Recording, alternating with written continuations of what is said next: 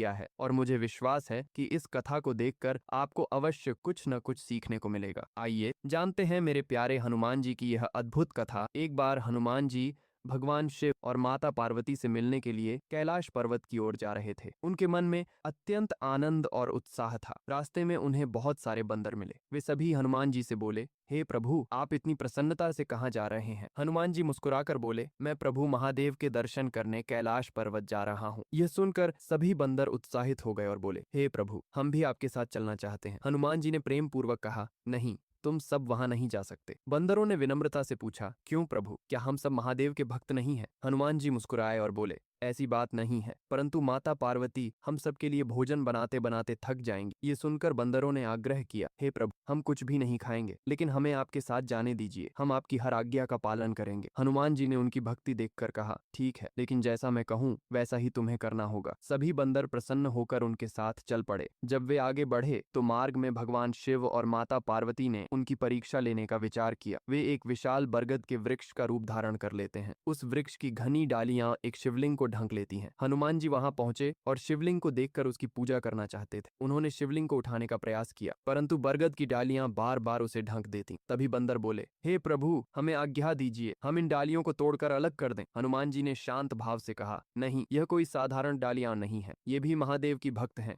जो उन्हें अपने आलिंगन में लिए हुए हैं। तभी वह बरगद मानो बोल उठा, हे हनुमान, तुम अत्यंत बलवान हो, चाहो तो मुझे उखाड़ सकते हो और शिवलिंग को ले जा सकते हो। हनुमान जी ने विनम्रता से उत्तर दिया, आप जो भी हैं, मैं आपका सम्मान करता हूँ, कृपया मुझे शिवलिंग पर जल अर्पित करने दें। परंतु जब वृक्ष नहीं हिला तो हनुमान जी ने अपनी बुद्धि का प्रयोग किया। उन्होंने उस बरगद की जड़ों में जल अर्पित कर दिया। जैसे ही उन्होंने ऐसा किया, वह बरगद का वृक्ष तुरंत अपने वास्तविक स्वरूप में आ गया। वहां भगवान शिव और माता पार्वती प्रकट हो गए। हनुमान जी ने तुरंत उनके चरणों में प्रणाम किया। महादेव प्रसन्न होकर बोले, हे हनुमान, मैं तुम्हारी परीक्षा ले रहा था। तुम चाहो तो अपनी शक्ति से इस वृक्ष को हटा सकते थे, लेकिन तुमने बुद्धि और विनम्रता का मार्ग अपनाया। ऐसा क्यों? हनुमान जी ने मुस्कुराकर कहा, प्रभु, आप तो संपूर्ण सृष्टि के स्वामी हैं, आपसे कोई कैसे जीत सकता है? मैं तो पहले ही हार मान चुका था। महादेव उनकी भक्ति से अत्यंत प्रसन्न हुए और बोले, हे हनुमान, मांगो, आज तुम जो चाहोगे मैं तुम्हें वह वरदान दूंगा। हनुमान जी ने विनम्रता पूर्वक कहा, प्रभु, मुझे बहुत भूख लगी है, कृपया इस बरगद के वृक्ष में फल उत्पन्न कर दीजिए। यह सुनकर महादेव हंस पड़े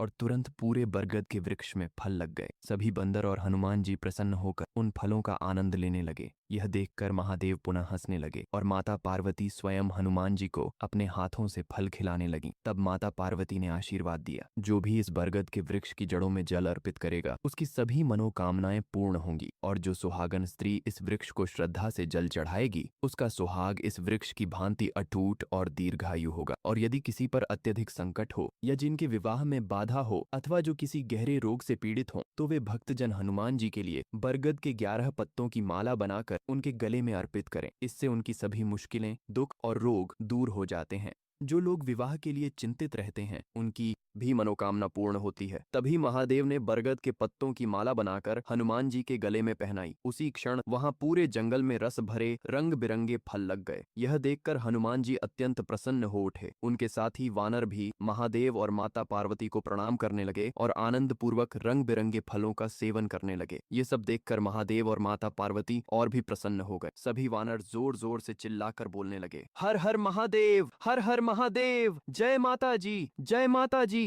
तब हनुमान जी ने महादेव और माता पार्वती के चरणों में झुककर विनम्रता पूर्वक प्रणाम किया। तभी प्यारे हनुमान बोले, दोस्तों, यदि आप लोगों को यह अनोखी कथा अच्छी लगी हो तो इस कथा को एक